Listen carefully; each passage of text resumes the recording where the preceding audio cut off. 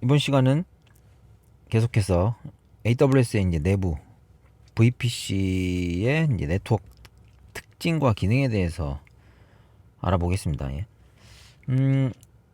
저번 시간에 말씀드린 대로 이제 VPC 안에 IP를 할당을 했죠. CIDI라고 해서. 그래서 그 안에 서브넷을 쪼개가지고 하나의 서브네팅을 해서 서브넷이라는 개념의 네트워크를 또 생성을 했고요. 이제 그렇게 해서 이제 그 서브넷 안에 실질적으로 이제 사용자들이 이제 인스턴스를 생성해서 네트워크에 연결을 하게 되는데, 이때 이제 어떤 IP를 쓸 거냐, 그 다음에 이 호스트들이 가져야 되는 기본적인 네트워크 속성들에 대한 정보를 받아와야 되잖아요. 그래서 이제 인스턴스를 런칭을 하실 때 보면 서브넷 VPC를 선택을 하고 이 인스턴스가 이제 해당될 어느 VPC에 할당을 할 거냐, 그 다음에 이제 그 안에 서브넷을 할당을 하게 되면 그 안에서 이제 사용하는 IP를 할당을 받게 되죠. 근데 이제 이 DHCP 옵션 셋이라는 게 있어서 IP 정보 외에 실질적으로 아마 레가시에서 DHCP라는 프로토콜에 대해서는 뭐 네트워크 하시는 분들은 대부분 아실 것 같아요. 이게 뭐죠? 다이나믹 호스트 컨피규레이션 프로토콜인가? 그래서 레가시에서는 이 네트워크상에 실질적으로 IP를 할당을 하는 목적이 가장 크고요. 자동으로. 그래서 IP 풀을 주고 그 안에 여유 있는 IP를 할당을 받을 수 있게. 그래서 호스트가 이제 부트업이 되면서 브로드캐스트라는 이제 그 통신 방식을 이용해서 이제 DHCP 서버하고 통신을 해서 실질적으로 자기가 사용할 IP 정보하고 네트워크 정보들, 게이트웨이라든지 뭐 여기 이제 DHCP 서버가 있다라고 하면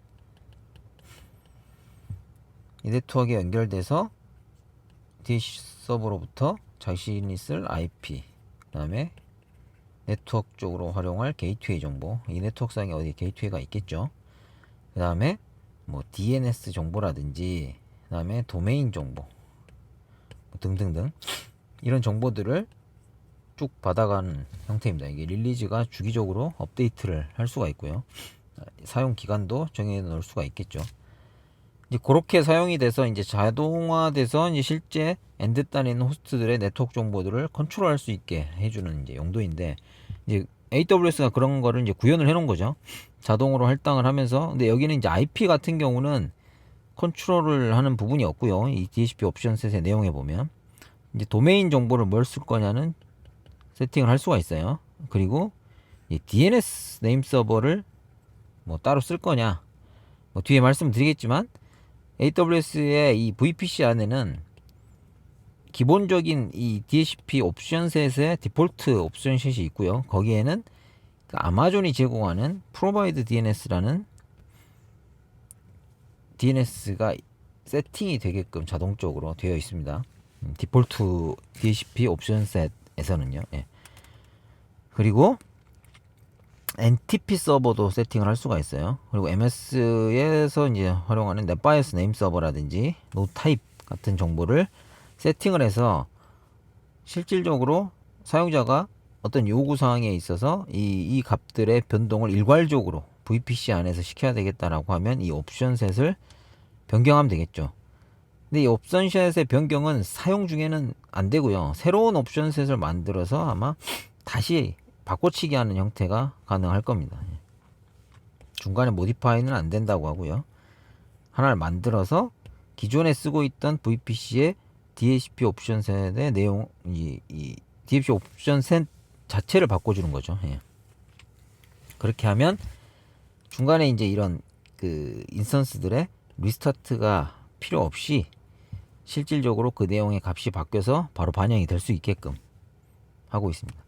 그래서 이제 IP 항목 같은 경우는 조금 민감하기 때문에 별도로 관리를 안 하고요. 주로 이제 DHCP 옵션 셋을 기본적으로 쓰셔야 될 거예요, 아마. 근데 이제 거기서 가장 중요한 내용이 요 DNS 서버 때문에 그렇거든요. 사실 뭐 DNS 서버를 별도로 이 호스트나 얘가 이 서브넷이 통신할 수 있는, 이 VPC가 통신할 수 있는 다른 네트워크에 있는 DNS를 써야 되겠다, 이 인스턴스들이.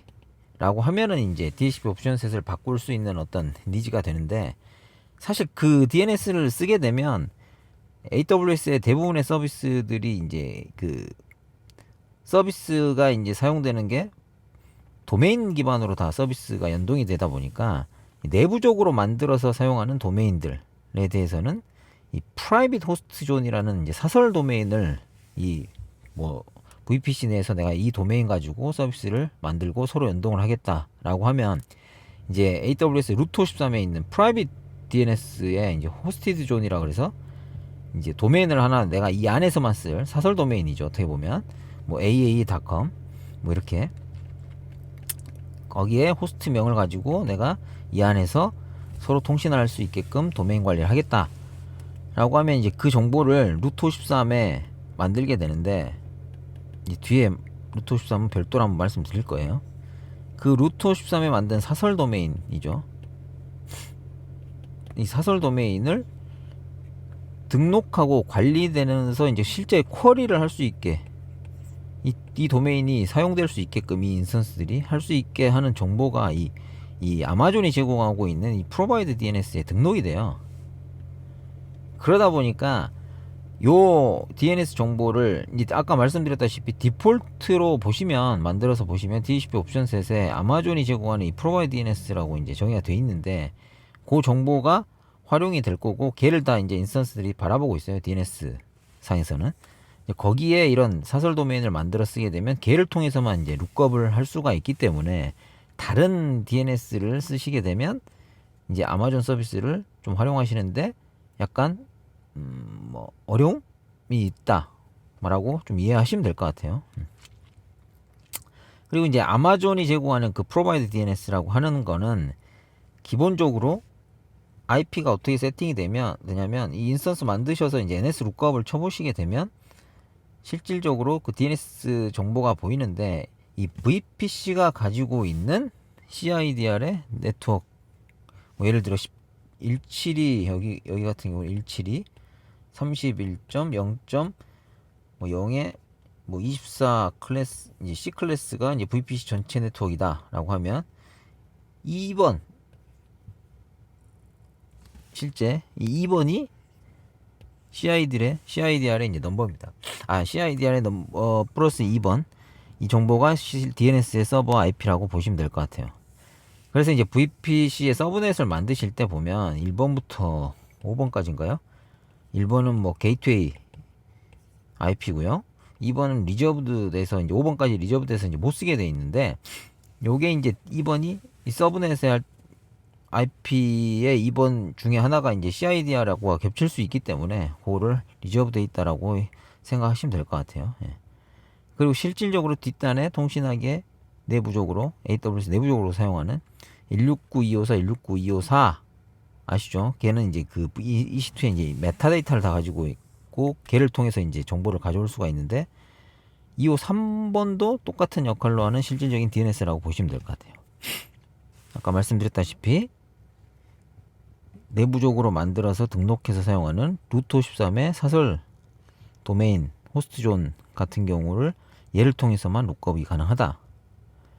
그리고 얘를 이제 뭐 사설 도메인과 관련돼서 얘를 쓰기 위해서는 이 VPC의 세팅 값 중에 옵션 중에 이제 이 두 가지 옵션에 대해서는 이네이블을 해야 이 사설 도메인을 쓸 수 있다라고 이해를 하시면 될 것 같습니다. 그래서 실제 인스턴스들이 이제 생성이 될 때 이런 값들, 도메인 네임이라든지 디폴트 도메인 네임이라든지 DNS 정보, NTP 서버 이런 정보들을 매뉴얼하게 별도로 DHCP 옵션 셋이라는 걸 만들어서 할당하게끔 만들 수도 있고요. 기본적으로 이 DHCP 옵션 셋을 통해서 이 정보들이 세팅이 된다라고 이해하시면 될 것 같고, 가장 중요한 건 DNS 서버, 아마존이 제공하고 있는 이 프로바이드 DNS, VPC의 이 전체 IP 대역 중에 네트워크 IP의 플러스 2번, 그 정보가 디폴트로 DNS 역할을 이 VPC 내에서는 한다라고 이해하시면 될 것 같습니다.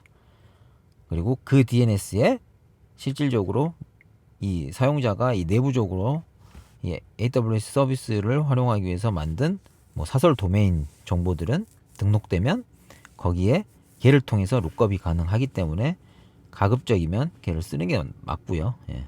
그렇게 이해하시면 될 것 같습니다.